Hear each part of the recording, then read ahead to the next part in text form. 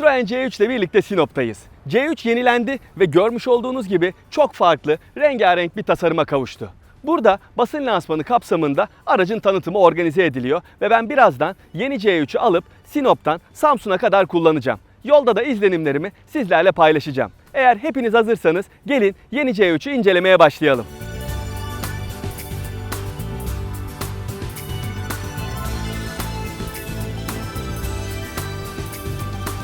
Her zaman olduğu gibi C3'ü incelemeye de tasarımından başlayalım. C3'ün tasarımı daha önce testini yapmış olduğum Citroen C4 Cactus ile çok fazla benzerlikler gösteriyor. Burada markanın yeni panjurunu görüyor olsak da far tasarımı Cactus'taki ile neredeyse birebir aynı diyebilirim. Üst taraflarda gündüz ledleri kullanılıyor ve asıl aydınlatma grubu led farlarının altında yer alıyor. Onun hemen altındaysa etrafı bu araçta kırmızı renge boyanmış olan sis lambalarını görüyorsunuz. Ayrıca logonun altında yine dikdörtgen formlu bir tane panjur var ve bu araca önden baktığınız zaman hakikaten yolda gezen diğer rakiplerinden çok farklı bir tasarıma sahip olduğunu görüyorsunuz. Profiline bakacak olursak C3 yerini aldığı modele göre biraz daha genişlemiş, biraz daha uzamış ve biraz daha alçalmış durumda. Araçta dikkat çeken özelliklerden bir tanesi artık C3'te bu görmüş olduğunuz çamurlukların üstündeki plastik aksesuarların standart olarak sunuluyor olması. Araca dışarıdan baktığınız zaman bu eklentiler neticesinde biraz daha sanki crossover'mış gibi görünmesini sağlıyor C3'ün. Ama daha önemli olan burada Citroen'in patentini almış olduğu Airbump teknolojisine sahip koruma bantları. Bunu daha önce C4 Cactus testinde de sizlere göstermiş ve anlatmıştım. Bu ufak tefek kapı açmalarda veya alışveriş market arabası yanınızdan geçerken yaşayabileceğiniz kazalardan ötürü aracın boyasını ve kapısını koruyan bir teknoloji. Baktığınız zaman buralara bastırabiliyorsunuz ve darbeleri emebilecek bir yapıda olması neticesinde aracınıza çok fazla zarar gelmemiş oluyor. Bu tabi standart olarak sunulmuyor. En alt donanım seviyesinde bunu alamıyorsunuz. Orta donanım paketinde opsiyonel olarak, en üst donanım seviyesinde ise standart olarak alma imkanınız var. Ayrıca bu gövde renginden farklı renkte seçebileceğiniz tavan opsiyonu da C3'ün bu zıpır olan genç karakterine uygun bir kişiselleştirme opsiyonu. Boyutlarının bir eskisine oranla büyümüş olduğunu ve tavanının da alçalmış olduğunu söylemiştim. Bakalım içeride bu değişimden ötürü nasıl bir yaşam alanı sunuluyor acaba? Bir kere bu araç B segmentinde, yani küçük sınıfta yer aldığı için zaten bundan çok geniş bir yaşam alanı beklememek lazım.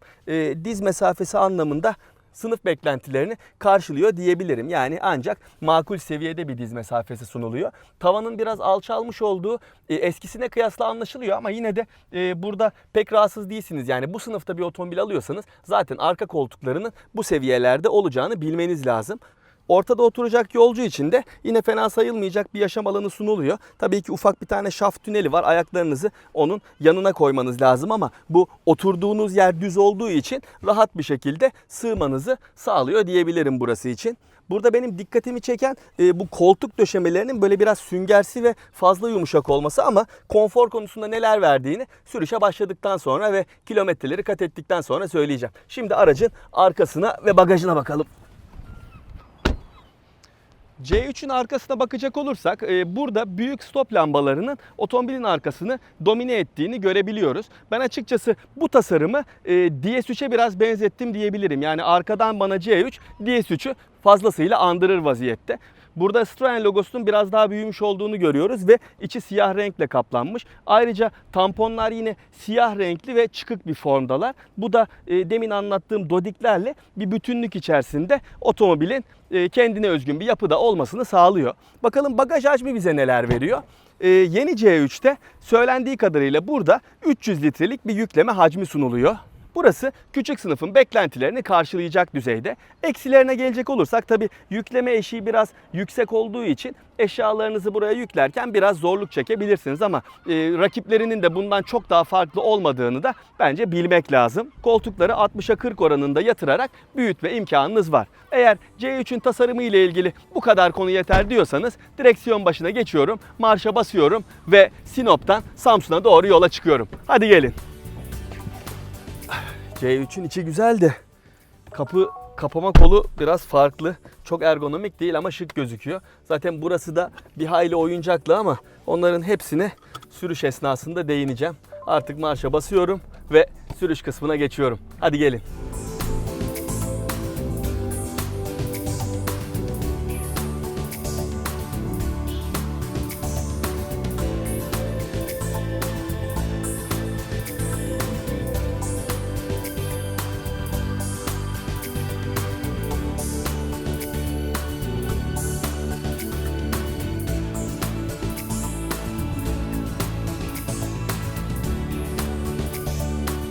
Citroen C3 ile birlikte Sinop'tan yola çıktık ve Samsun'a doğru gidiyoruz. Ben tecrübe ettiklerimi ufak ufak sizlerle paylaşayım.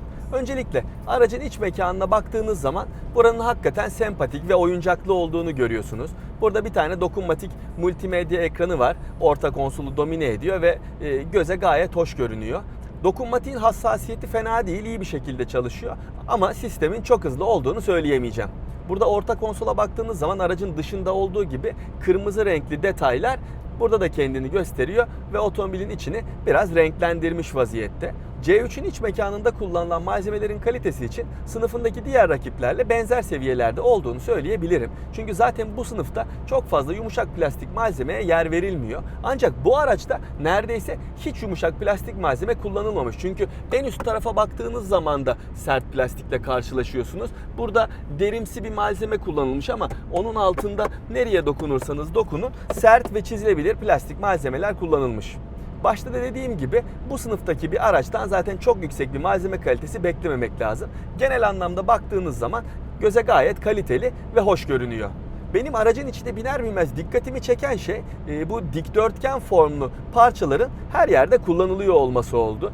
Konsolun tamamında, klima havalandırmalarının üstünde, hatta bu kapı panelinde bile bu dikdörtgen formlu şekillere yer verilmiş. Bu herhalde moda olmaya başladı çünkü biliyorsunuz yakın zamanda Toyota CHR'ın testini yapmıştım ve orada da elmas efektinin otomobilin hem dışında hem içinde bolca kullanıldığından bahsetmiştim. Bu araçta da baktığınız zaman bu kapı panelinden tutun da 3 kollu direksiyonun formuna kadar her şeyde bir dikdörtgen formu hakim.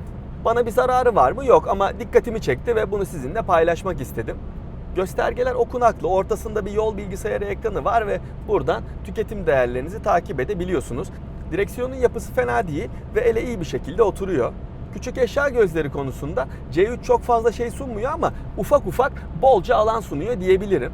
Bu ekranın hemen altında ufakça bir alan var. Onun altındaysa 2 tane bardaklık ve onun önünde ufakça bir alan var. Ayrıca el freninin arkasında da yine bir tane bardağınızı ve ufak tefek ıvır zıvırınızı koyabileceğiniz bir alan sunulmuş. Kapı cepleri de gayet geniş ama benim en çok hoşuma giden buradaki torpido gözü oldu. Biraz öne alınmış bir yapıda olmasına rağmen içine çok fazla eşya alabilen yapısıyla benim beğenimi kazandı. Arka sıradaki yaşam alanından bahsederken koltuk döşemeleri de dikkatimi çekmişti. Şimdi de bakıyorum ön koltuklarda da hakikaten çok yumuşak süngerimsi bir malzeme kullanılmış. Ama neredeyse Sinop'tan Samsun'a yolu yarılamış vaziyetteyim ve koltukların hakikaten hem yanal desteklerinin iyi olduğunu hem de gayet konforlu bir oturma pozisyonu sunduğunu söyleyebilirim. Sürüş özelliklerine geçmeden önce C3'ün en büyük yeniliğinden size kısaca bahsetmek istiyorum. Bu araçta artık Connected Cam diye adlandırılan bir entegre kamera sistemi sunuluyor. Bu 16 GB'lık hafızaya sahip olan kamera direkt aynanın arkasına yerleştirilmiş ve sizin göz hizanızda aracın önünde olup biten şeylerin fotoğrafını ve videosunu çekme özelliğine sahip.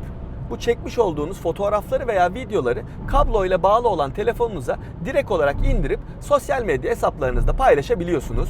Bu uygulamanın genç kullanıcıların bayağı hoşuna gideceğini düşünüyorum ama sistemin asıl amacı bana sorarsanız güvenlik. Yani siz aracı kullanırken eğer bir kazaya karışacak olursanız sistem kazayı algılayarak bunun öncesinde ve sonrasında kayıt yapıyor ve sizin elinizde bu kazanın nasıl oluşmuş olduğuyla ilgili bir görüntü oluyor. Henüz bununla ilgili ülkemizde yürürlüğe girmiş olan bir mevzuat yok ama biliyorsunuz özellikle Rusya'da otomobillerde bu tip kamera sistemi var ve önlerinde olup biten kazaları çok fazla kaydederek sosyal medya hesaplarında insanlar paylaşabiliyor.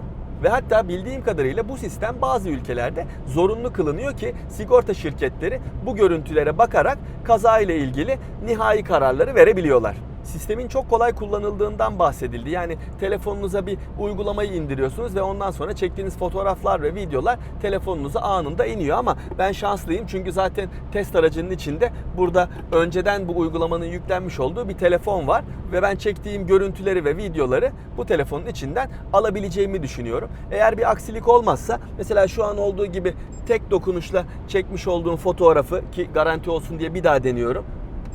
Sesi duydunuz, fotoğrafı çekti. Eğer video çekmek isterseniz de şu şekilde basılı tutuyorsunuz. Bir video çekmiş oluyor. Eğer başarılı olabildiysem bu görüntüleri de sizlerle paylaşacağım. Ama eğer başarılı olamadıysam da affedin, yapacak bir şey yok. Bu araya karışmış galiba.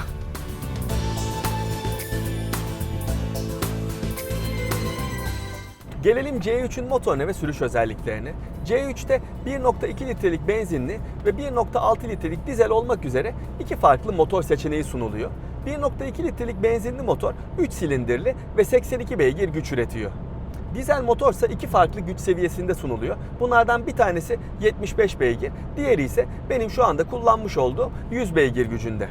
Bu motorların tamamı şu anda sadece manuel şanzımanla sunuluyor ama ilerleyen süreçte benzinli motora otomatik şanzıman seçeneği de eklenecekmiş. Ama bu lansman kapsamında Sinop'a getirilen tüm otomobiller 100 beygir gücündeki 1.6 litrelik dizel motora ve 5 ileri manuel şanzımana sahip, tıpkı benim şu anda kullanmış olduğum gibi. Bu 1.6 litrelik motor 100 beygir güç ve 254 Nm'lik bir tork değerine sahip. Rakamlar gayet tatmin edici. Yani C3'ün bu ufak gövdesiyle çok rahat bir şekilde baş edebiliyor ve otomobilin gayet atak, esnek olmasını sağlıyor bence. Sinop'tan yola çıktığımdan beri yaklaşık 100 kilometre yol yaptım ve en ufak bir eksiklik hissettirmedi motor bana. 5 ileri manuel şanzımanla gayet iyi bir birliktelik yaşıyorlar. Yolları biraz uzun ama onu da çok rahat bir şekilde kullanabiliyorsunuz. Benim şanzımanla ilgili tek eleştirim 5 ileri oranlı olması oldu. Çünkü mesela şu anda düz yolda saatte 110 km hızla ilerliyorum ve 2000 devirde gidiyor araç. Yani eğer bir 6. oran olsaydı o deviri düşürüp hem daha sessiz hem de daha ekonomik bir sürüş sunardı bana diye düşünüyorum açıkçası. Sürüş karakteri olarak baktığımız zaman bu büyük bir çoğunluğu otoyol olan düz asfalt üstünde en ufak bir konfordan ödün vermiyor, onu söyleyebilirim. Ama sürüşe çıkmadan evvel Sinop'un içinde de tabii bazı bozuk asfalt üstünde gittiğimiz durumlar da oldu. Açıkçası oralarda darbeleri emmek konusunda süspansiyonların biraz nazlı davrandığını söyleyebilirim. Yani özellikle arka aksın çalışma sesini biraz içeride duyabiliyorsunuz. Süspansiyon konforu konusunda C3 sınıfının beklentileri seviyelerinde bir konfor sunuyor diyebilirim ama tam nerede duruyor derseniz ortalamaların biraz altında diyebilirim. Yol tutuşta da eğer çok büyük beklentileriniz yoksa C3 ile memnun olabilirsiniz ama özellikle bu elektrik destekli direksiyonun his konusunda size çok fazla şey vermediğini ve otomobilin önünde neler olup bittiği konusunda sürücüyü çok fazla bilgi sahibi yapmadığını da belirtmem lazım. Yalıtım konusuna gelecek olursak iç mekanın çok sessiz olmadığını söylemem lazım. Yani şu anda saatte 110 km hızla düz bir asfalt üstünde ilerliyoruz ve tabi biraz yol, biraz da rüzgar sesi içeride duyuluyor. Ama bunun küçük sınıf bir otomobil olduğunu düşünecek olursanız bundan daha fazlasını beklemek bence iyimserlik olur. Gelelim son olarak da yakıt tüketimi konusuna. Ben Sinop'tan çıktığımızdan beri şu anda yaklaşık 140 kilometre mesafe kat etmiş vaziyetteyim ve şu anda yol bilgisayarında bana 5.7 litrelik bir tüketim ortalaması gösteriliyor. Çoğunluğu tahmin edebileceğiniz gibi açık bir trafikte sakin bir sürüş karakteriyle gerçekleşti. Yani bu tam olarak bir ortalama tüketim değildi. Biraz şehir dışı tüketimine daha yakın bir değer. Ama bana sorarsanız bu motorun kesinlikle tutumluluk potansiyeli var ve bu değerleri kullanım stilinize göre biraz daha aşağı çekebilirsiniz. Gelelim C3 ile ilgili son sözlere. C3 52.900 TL'den başlayan bir fiyatla satışa sunuluyor. Fiyatlar açıklanmadığı için ben de sizle paylaşamıyorum ama video yayına girdiği zaman fiyatlar paylaşılmış olacak ve videonun açıklamalar bölümündeki linke tıklayarak ulaşabileceksiniz. Merak etmeyin. C3'ü sınıfındaki rakiplerinden ayıran en büyük yeniliği kesinlikle Connected Cam ama bana sorarsanız bu çok fonksiyonel, çok ayrıcalık katan bir özellik değil ama C3'ün bana sorarsanız öne çıktığı en önemli konu farklı olan tasarımı. Yani fazla olan kişiselleştirme opsiyonu neticesinde C3'ünüzü kendi zevkleriniz doğrultusunda farklı bir forma kavuşturup sürüden ayrılabilirsiniz. C3 tasarım anlamında rakiplerinden farklı ve dikkat çekici olmuş. Ben açıkçası beğendim diyebilirim. Siz ne düşünüyorsunuz?